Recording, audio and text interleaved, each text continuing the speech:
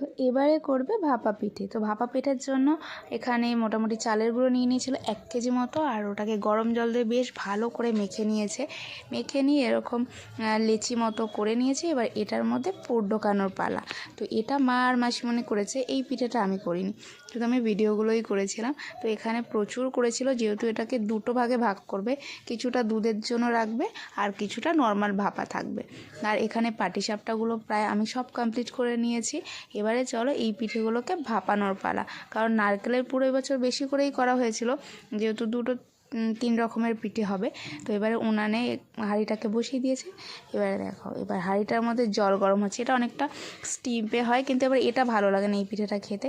আর একটা যেটা ভাপা পিঠে হয়, ওই ভাপা পিঠেটা আমার বেশ ভালো লাগে।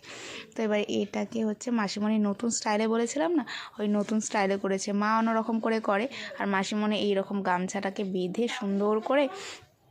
আমি খালি ভাবছি যদি একবার খুলে যায় গিট্ঠিটা, ব্যাস হয়ে গেল, সব উল্টে ওই জলের মধ্যে পড়বে। তো মাসিমণি বারবার বলছে ভালো করে দেখ যাতে টাইট থাকে একদম। আর 2-3 বার ফেল হওয়ার পরে হচ্ছে এটা হচ্ছে 3rd টাইমে একদম পারফেক্ট টাইট হয়েছে। এবার এই রকমভাবে উল্টে হাঁড়ির ওপর বসিয়ে দিয়েছে। প্রায় অনেকক্ষণই ছিল, 20-25 মিনিটস মতো এরকমভাবে ভাপানো হয়েছে, পুরো হাই স্পিডে, মানে একদম পুরো অনেক আগুন জ্বলছিল সেই অবস্থাতে। তো তারপরে 25 মিনিট পরে এই যে, তো মাসিমণি বলছে যে এটা ভিজে গেছে, মানে হচ্ছে জল ঢুকে গেছে বোধহয়।